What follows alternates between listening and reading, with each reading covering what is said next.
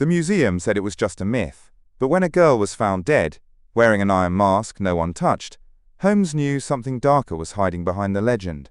No witness, no sound, just a locked room and a veil soaked in silence. And somewhere in those stone corridors the widow walked again, but this time she wanted more than mourning. She wanted a name. Welcome to the detective files. More chilling cases, more brilliant deductions, only on the detective files. It was a Sunday morning, crisp with the salt of sea air drifting in from the Thames, when Sherlock Holmes handed me a letter written in ink that wasn't there. I turned it sideways under the window light. Nothing. Holmes lit a candle and held the parchment just above the flicker. And slowly, like the haunting of words long dead, a message emerged, inked in lemon juice, burned into legibility. The curse is awake. The Iron Widow has taken another. Holmes leaned back in his armchair, steepling his fingers.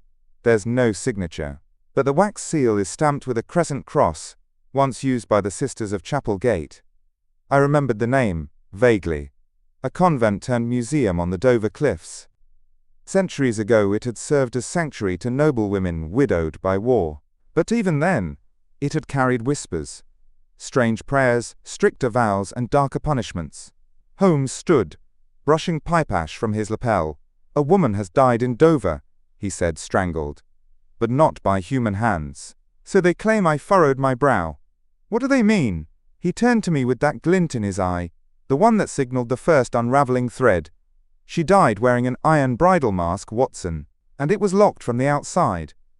By evening we were on the Dover Express, the fields rolling past like green ghosts. At the platform, we were met by a tall, composed woman in museum livery. Mid-30s, chestnut hair tied back, eyes that had once known joy but now stood weary. I'm Margaret Ellison, she said quietly. I sent the letter. I'm the curator at Chapel Gate Museum. Holmes bowed slightly. And the victim, Margaret swallowed Anna. My assistant. She was alone during the school tour. They found her in the relic room. The iron mask, it was fastened shut. The latch was burned into place. We said nothing. Some say it's the nun's curse, she continued, voice shaking. They say, whoever disturbs the widow's relic joins her in silence. Quote, we reached the entrance of the museum just as the sea wind picked up, rattling the rusted gates. Above us, carved into the weather-worn stone arch, were the words, "Let silence keep her vows." The Chapel Gate Museum was quieter than any place I had ever entered. So quiet, in fact, that the sound of our footsteps on the cold stone floor seemed almost indecent. No voices. No rustling papers. No echo. Holmes paused in the main corridor, looking up at the vaulted ceiling lined with stained glass windows. The morning light filtered through images of women kneeling in silence, veiled in black, their hands bound in prayer. Margaret led us toward the relic room, the heart of the old convent, and the place where Anna was found. She was discovered at precisely 4:50 p.m., Margaret said, unlocking the heavy door. The schoolchildren had gone. I came in to find her. Like that, Holmes touched the doorframe before entering. And you said the iron mask had been locked from the outside. Yes, she whispered. But no one else was inside. And the only key was on my desk. We stepped in. It was a room out of time. Stone walls, damp with age. Dust floated like soft snow in the still air. The iron mask sat inside its glass cabinet. Ominous, rusted and vaguely feminine. A narrow slit for eyes. A welded ring across the mouth. Restraint straps on either side. Holmes circled it slowly. The cabinet was locked. Quote, yes, Margaret said. It had been for months. I had no reason to open it. Watson turned to the cabinet and noticed something unusual. Holmes, look here. On the inner side of the glass, Holmes peered closely, and then withdrew a handkerchief to wipe the fogged panel. A fingerprint. On the inside, Margaret gasped. That wasn't there before. We cleaned the cabinet last week. Holmes turned. Where was the body positioned? Margaret pointed to the very center of the room. We found her here, kneeling, mask on her face, her hands crossed. Holmes narrowed his eyes. So whoever placed the mask on her had enough time to arrange the scene. Are you saying someone did this deliberately? She asked, voice trembling. Watson interjected gently. Miss Ellison, was Anna troubled in any way? Sleepwalking? Overworked? Margaret nodded faintly. She'd been different lately. She said the convent walls were too loud at night, that she heard humming. Holmes raised a brow. Humming. She said she could hear nuns singing, but the audio tour speakers were off. Watson's face turned pale. Not from fear, but familiarity. That same hymn, he murmured. Vini, Sancte Spiritus. It was the same melody sung during a wartime burial we once attended, one that still echoed in Watson's dreams. Holmes turned toward the cabinet again, and for just a moment, we both heard it. Not loudly, but faintly. From the air itself. The chapel itself sat at the far end of the museum grounds, an aging stone structure with ivy curling around the bell tower like veins around bone. Margaret led us there quietly. The key turned with a dry click, and the doors creaked open to reveal the pews, dust-laden, cracked by time, untouched by worship. It's no longer used, she said softly, but the nuns were said to pray here even after they died. Watson gave her a measured glance. You believe that I believe something lingers. Holmes moved ahead without a word, his gaze scanning every detail, the altar steps, the stained glass, the floor beneath the choir rail. His footsteps echoed, until he stopped. He knelt beside the old pipe organ, placing his hand against the ground. Recently disturbed, he said. I joined him and saw it too. Dust swept aside in a circle. Beneath it, a trapdoor with iron hinges and a recessed ring. Margaret stepped back. That wasn't here before. Holmes raised a brow. Oh, it most certainly was. But someone didn't want you to notice. He opened it. A gust of cold air rose up, thick, with the scent of stone and salt. Steps led downward into pitch darkness. Holmes drew a lantern from the wall and descended. I followed, my heartbeat suddenly louder than our steps. The tunnel below was narrow and slick, the stone walls glistened with moisture. And then, music. Faint. Hollow. As if someone far off was humming. Do you hear it? I asked. Holmes stopped. Not music, he murmured. Airflow. The walls are shaped like pipes. We followed the tunnel until it opened into a hidden crypt. Candles, long melted, lined the niches. Old chains hung from the ceiling. At the far end stood a statue of a veiled woman, hands bound in front of her, the Iron Widow. Margaret whispered behind us. But what caught Holmes's attention was what lay before the statue. A small white schoolbook. Holmes picked it up, flipping through the pages. In the margins, a girl had scribbled drawings of the Iron Mask, again and again. Some had red ink around the lips, some had names written beside them. One of them read, Anna. We emerged from the crypt an hour later, our clothes damp with tunnel sweat and candle soot. Margaret locked the chapel door behind us, though her hand trembled. As we walked back toward the museum, Holmes suddenly paused near a gravel path leading behind the property. He crouched. Boot prints, he murmured, not from museum staff, thicker tread, and fresh. Could be from the groundskeeper, Margaret offered perhaps. But groundskeepers rarely drag 1 foot behind them. We followed the uneven tracks, through a narrow trail, choked with brambles. It led to a modest stone cottage, half hidden behind overgrown hedges. Smoke curled from the crooked chimney. A sign on the gate read, W. Hurley, caretaker. Holmes knocked. No answer. He knocked again, firmer. At last, the door creaked open, revealing a gaunt man with one side of his face disfigured, burned scars pulling at his cheek and jaw. He wore a thick wool coat, despite the heat. Mr. Hurley, Holmes asked gently. The man nodded. Holmes extended a hand. Sherlock Holmes. May we speak with you? The man said nothing for a moment, then stepped aside. The inside of the cottage was dim, its windows covered with old drapes. Tools hung from the wall, scythes, pruning shears, iron keys. But what drew my eye were the drawings on the far wall. Dozens of them, all of the Iron Bridal Mask. Margaret gasped. You knew about the mask. Hurley finally spoke, his voice low and rough. I've seen what it does. Long ago, when I was a boy, my mother was the housekeeper here. She opened the cabinet once. Just once. He turned his half face toward us. She never spoke again. Watson hesitated. She lost her voice from shock. No, Doctor. She sang the same hymn every night. Until she wandered into the sea. A heavy silence fell. Holmes turned, his expression unreadable, I understand you've seen someone walking the grounds recently. Someone in black. Hurley stiffened. She walks after dusk.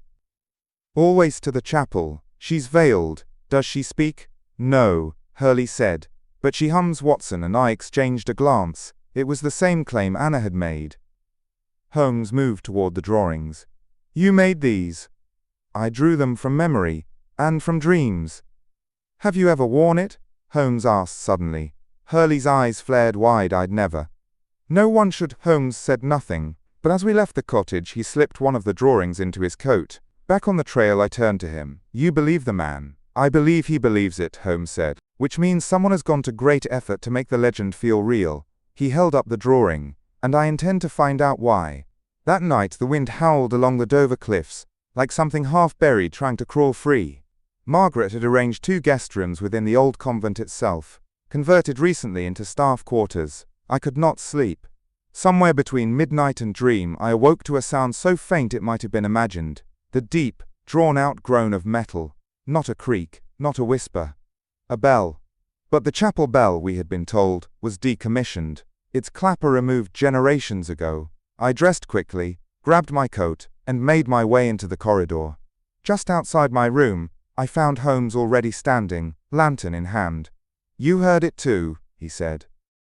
We made our way through the halls, our footsteps nearly silent on the old stone.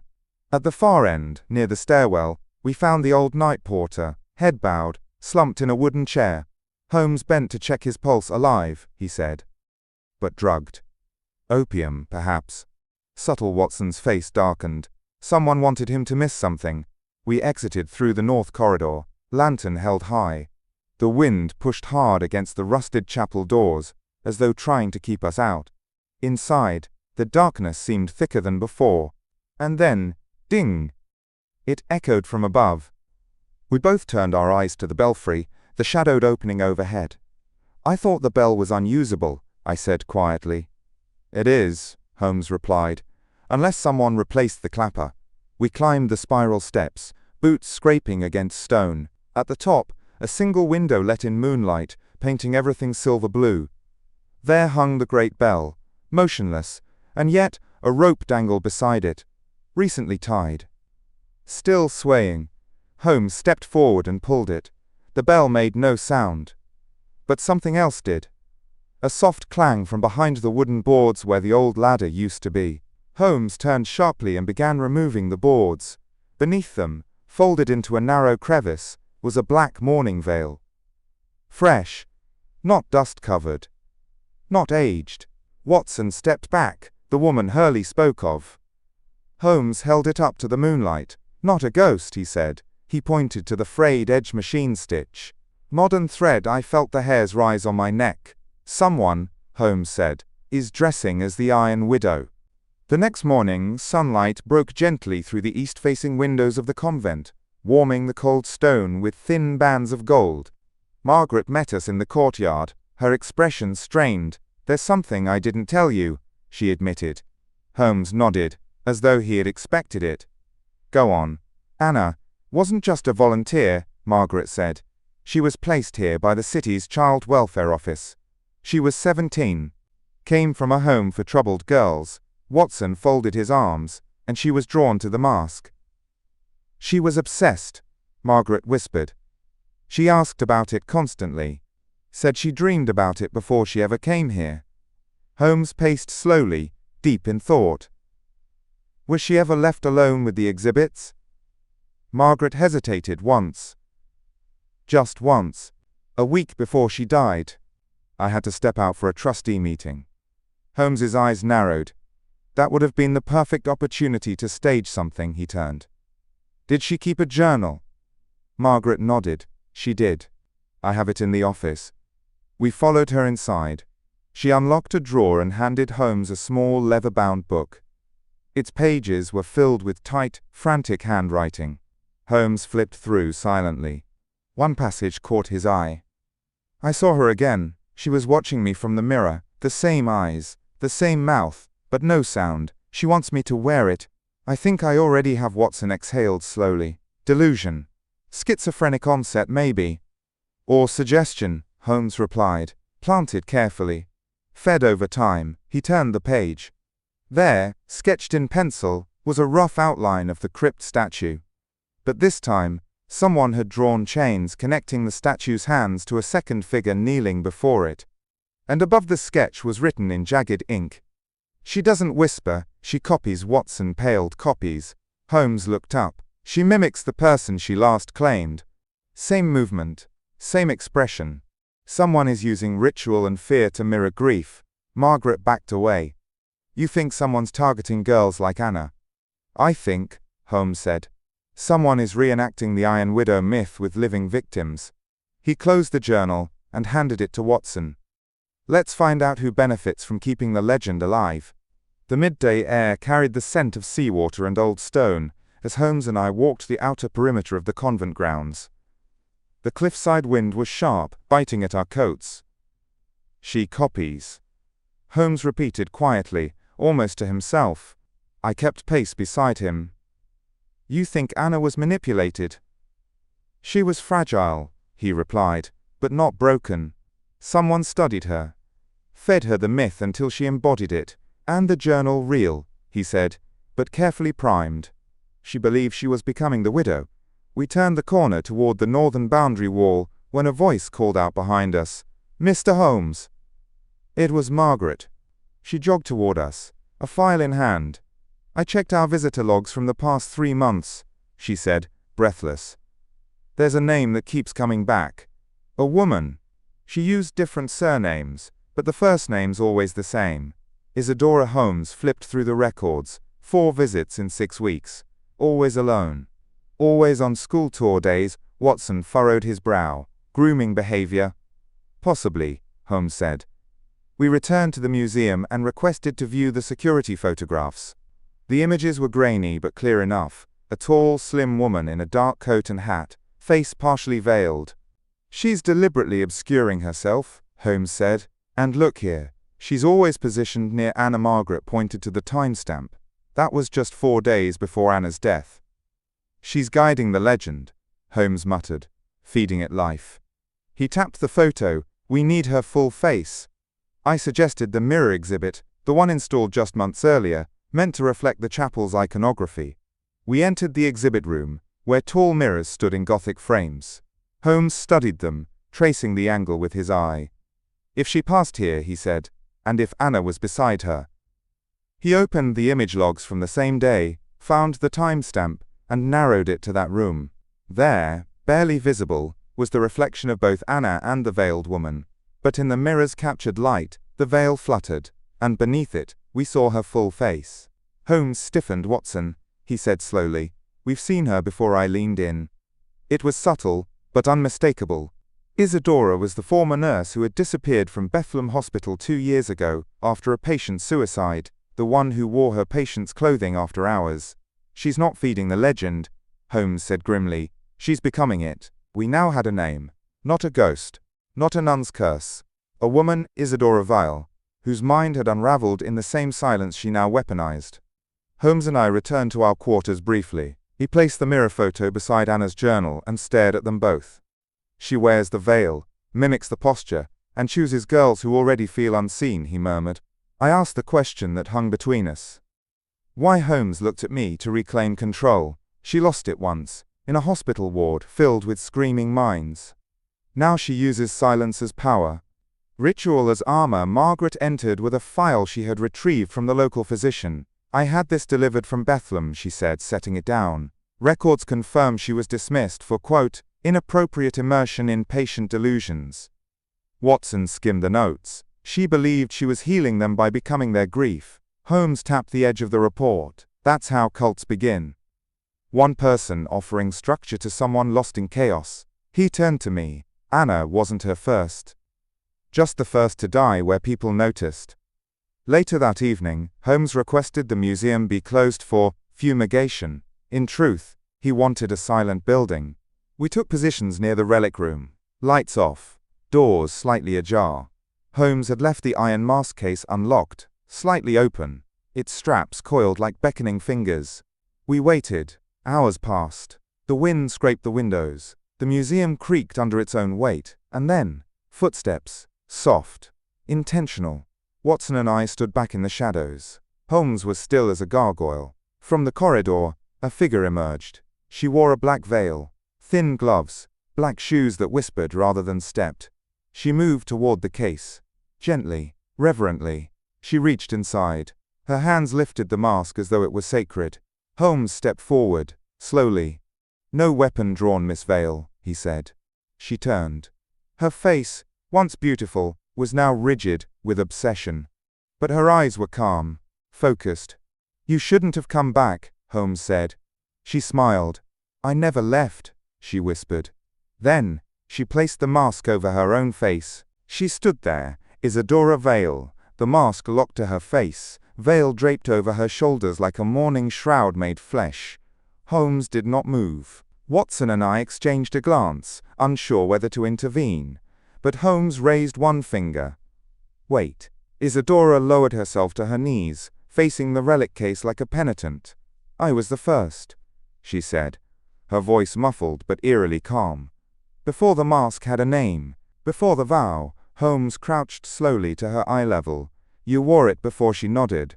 "They put it on me at Bethlehem," she whispered. "Not made of iron, but rules, needles, cold floors." I could still feel my own face back. Then Watson stepped closer. "Anna trusted you." "I was her silence," Isadora replied. "I taught her how to breathe without being heard." Holmes spoke gently. "You told her she would become the widow." "I showed her how." Isadora said she wanted peace. "I gave her a ritual to survive grief, but she wore it too early." She reached up, her fingers brushing the sides of the mask. "I became her again, to finish it for her." Holmes stood. "This isn't survival.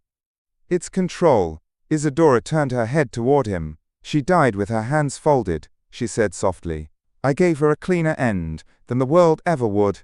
Holmes's voice hardened. "You drugged the porter, you staged the body. You watched her collapse, didn't you?"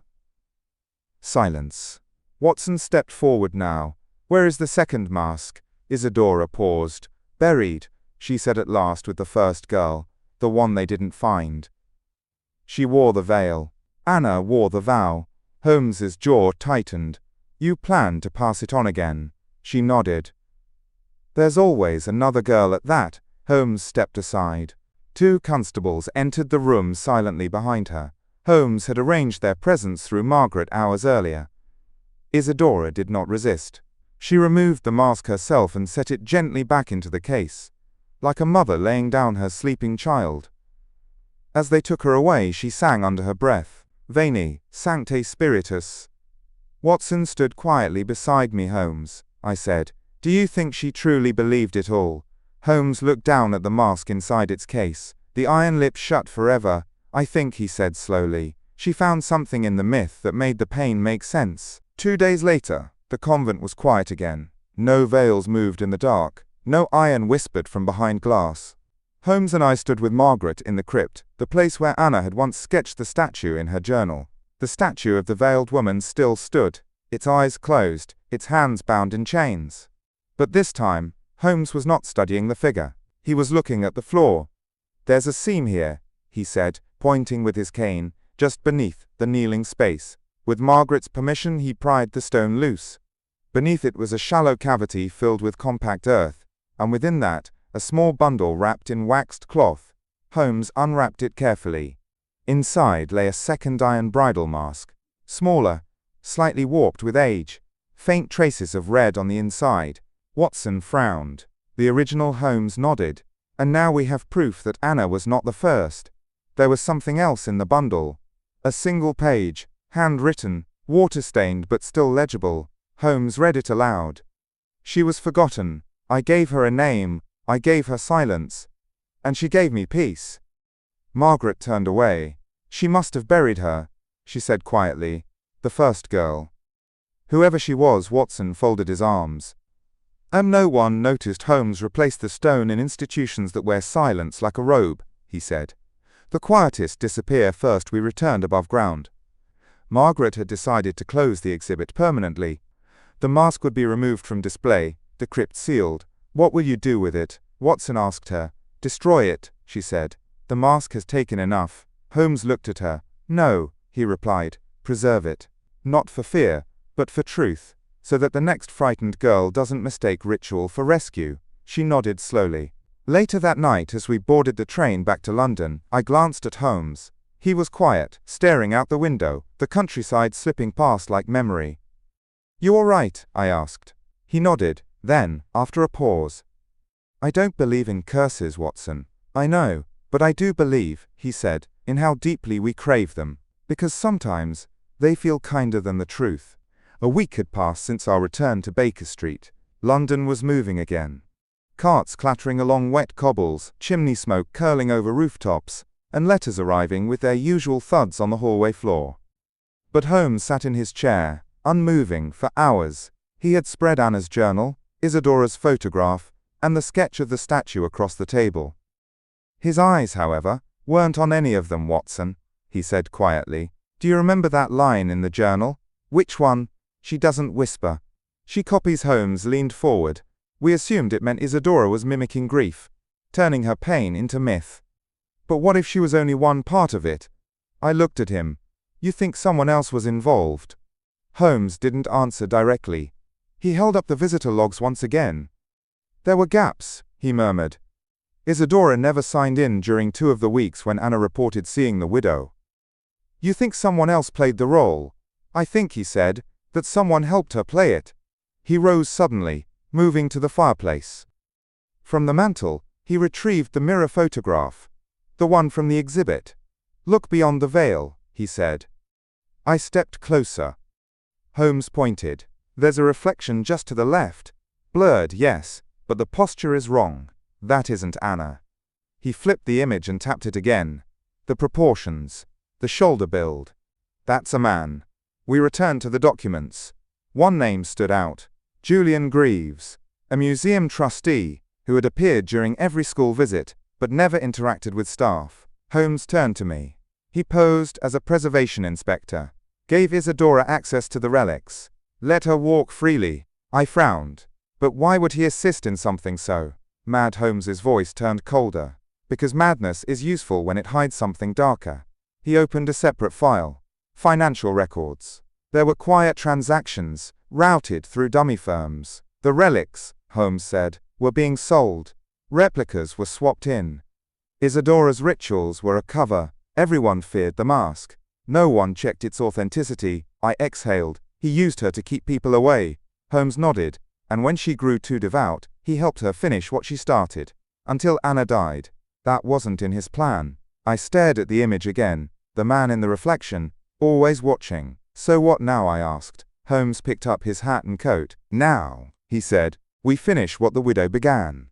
But this time, in court." The trial of Julian Greaves was swift but chilling. Isadora's testimony, disjointed, poetic, and fragmented, was admissible only in parts. But the evidence Holmes had uncovered was damning: financial trails, witness records, and, most importantly, the mirror image that placed Greaves in the relic room when Anna's mask was removed.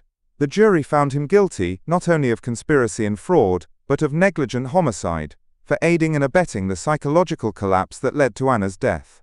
He did not flinch when the verdict was read. Weeks later, on a quiet afternoon, Holmes and I returned once more to Chapel Gate. Margaret met us at the gates with a tired smile. "The museum will close," she said simply. "Some places are meant to hold the past, not display it." She led us inside one last time. The relic room stood empty. The case where the mask had once rested was bare, its glass removed. The chapel had been deconsecrated, the crypt sealed behind new stone. We stood in silence beneath the carved arch where the inscription still remained. "Let silence keep her vows." Watson turned to Holmes. "Do you think the myth will fade now?" Holmes looked up at the stone lettering. "No," he said, "myths rarely die, but perhaps they can rest." Margaret handed Holmes a small box. "This was found in Anna's drawer. She left no note, but I thought you should see it." Inside was a folded sketch, the statue of the Iron Widow, redrawn, softer. The mask had been removed. The woman beneath it was smiling, her hands unbound. Holmes didn't speak. He simply folded the paper and placed it in his coat. We exited into the grey light of afternoon, the sea wind curling at our backs. As we walked away, Watson looked once more at the old museum behind us. It's strange, he said, to think the quiet can be as dangerous as the scream. Holmes nodded. And yet, he replied, the scream is easier to hear. If you enjoyed this mystery, don't forget to subscribe. More chilling cases, more brilliant deductions, only on the Detective Files.